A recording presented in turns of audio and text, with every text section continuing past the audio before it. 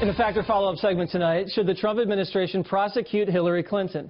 A federal judge yesterday unsealed a search warrant that showed agents were concerned classified information on Hillary Clinton's private email server made its way to Anthony Weiner's computer. Weiner is the estranged husband of Clinton aide Huma Abedin, and he's currently under federal investigation for sexting with an underage girl. President-elect Trump raised the alarm about the situation during the campaign. Huma is getting classified secrets. She's married to Anthony Weiner, who's a perv. No, he is. He is. Do you think there's even a 5% chance that she's not telling Anthony Weiner, now of a public relations firm, what the hell is coming across? Do you think there's even a little bit of a chance? I don't think so.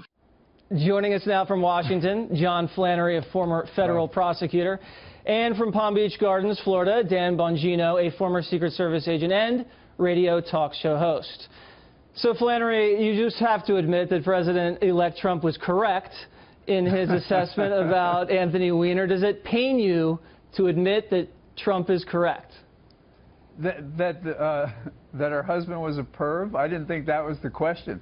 I think the question is, that there was why did they suspicious issue a search information warrant? on Weiner's laptop.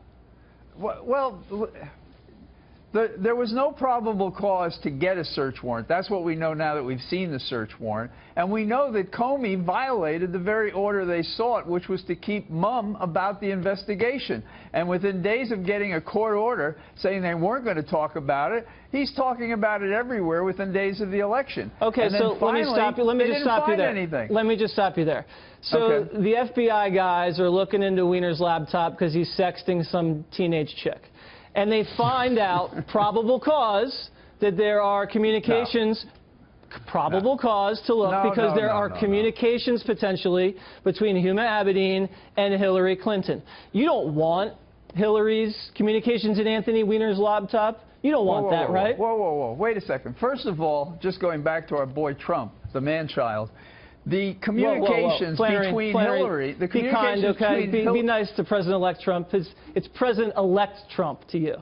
No, not to me. To Have you. some respect. I know he's not my president-elect. He's his excellency. To me, wow. he is. We're going to deport you, Flannery. I think you're going to be the first one out of here. I think a couple of people can see it, so I don't think it's going to be a big secret. Good. But here's my point. Yeah. Both Hillary and Abedin both had security clearances. They're allowed to communicate about these things. Number two, they had the identification of the 2,000 or whatever less number of emails that were in question, and all they had to do was check it with the ones they investigated during the summer. And a short time later, after the election, just before the election, they said, yes, they're duplicates. I know. So there was no probable cause to begin this Can I get Dan in here? Flannery seems to be okay with Hillary's classified information on Weiner's laptop. What do you say?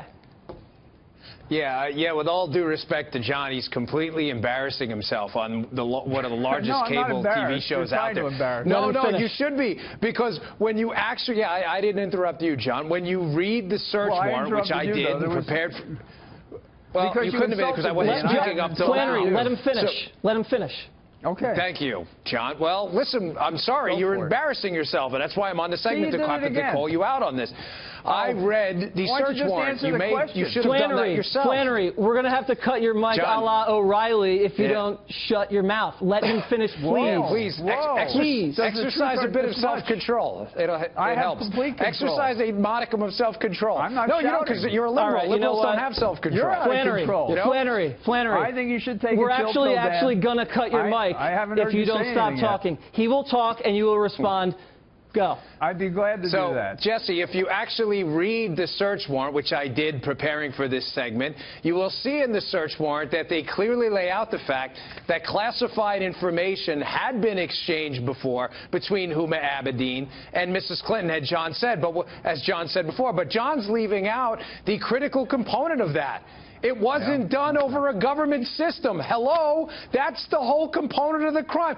John was a lawyer for the government, and he's leaving out the one component of the story that's the actual crime. Well, come on, McFly, wake up on this one. You're a lawyer. The crime requires intent. Okay, guys. It requires enough with the legal mumbo-jumbo, the both of you guys. Let me ask John a question. John, Yes, For the sir. Democrats to complain constantly about Russia hacking this election, it's funny, it's kind of like when you leave your door at home unlocked and you complain about getting robbed, because all of this information was unsecure. It was in a homebrew server. It was on Anthony Weiner's laptop. John Podesta handed over his password to a hacker.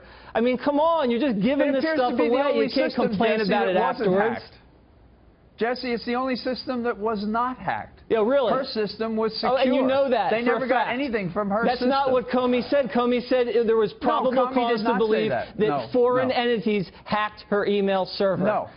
They didn't know. Yes, they did. Not. Okay, so you're just going to believe that on a whim? They hacked the DNC server. They hacked the DNC emails. You don't know, Flannery. They hacked Podesta's emails. They did not hack her server. That's what you think. All right. No, Flannery, that's what I know. Thank you very much. And, John, I appreciate you